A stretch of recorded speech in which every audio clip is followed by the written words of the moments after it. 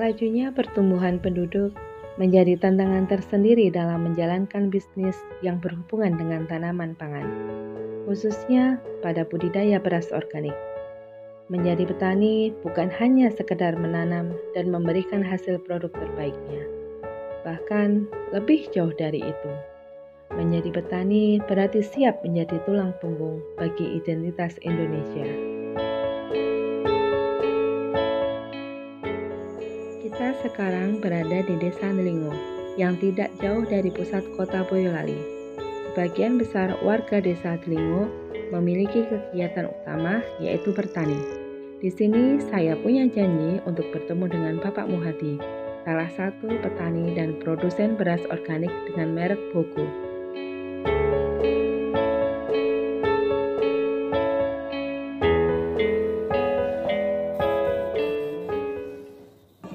Pak Muhadi, ini beras Bogo ini apa sih bedanya dengan beras-beras yang lain?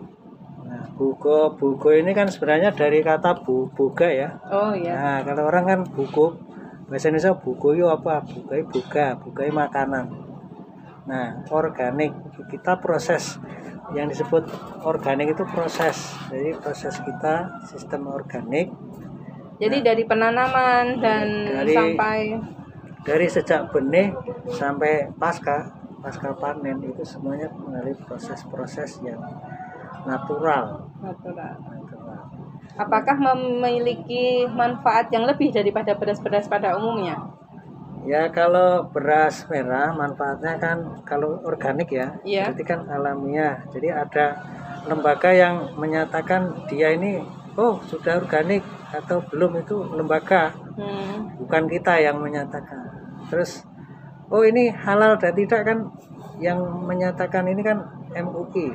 Jadi MUI itu yang punya hak untuk mengeluarkan ini.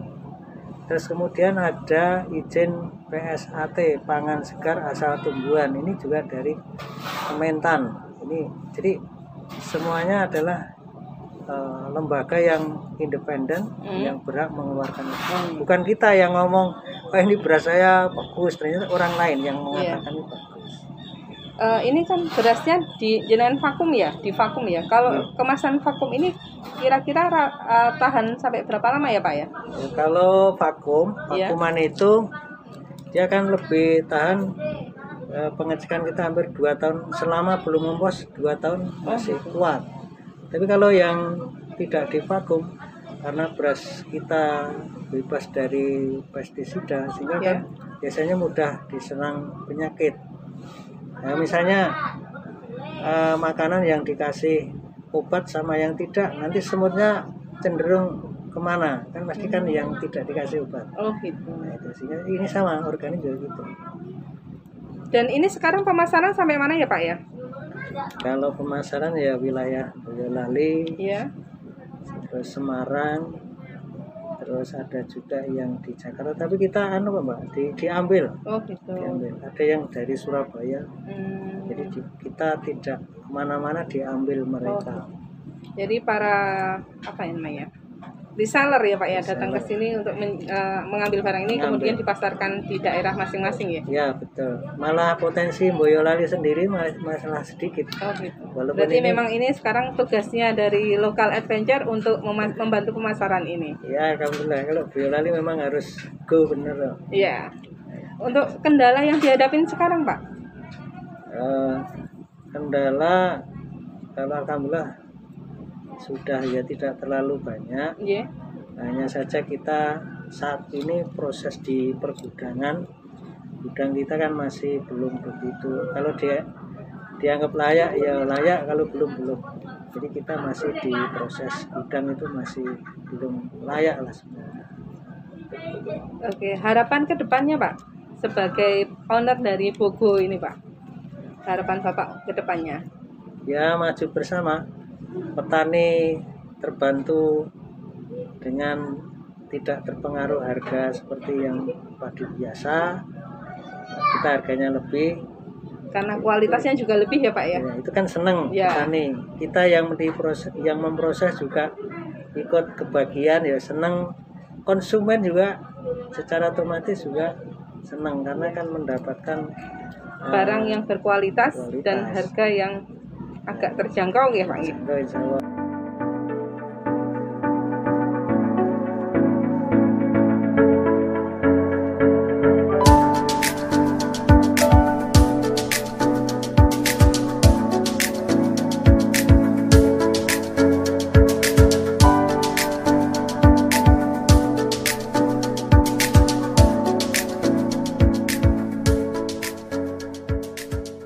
Dan akhirnya saya menemukan sesuatu yang saya cari. Apa itu? Ternyata beras buku bekas beras organik ini bekerja sama dengan Buku Go for Diet. Jadi kita bisa mulai diet kita menggunakan beras ini.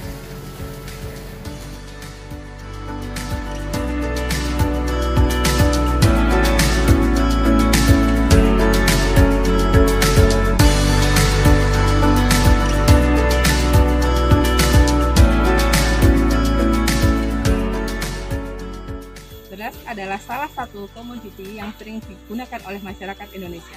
Pak Muhadi adalah pionir dari beras buku organik yang mana Pak Muhadi membantu petani Delingo untuk memasarkan produk organik melalui kreativitas dan inovasinya.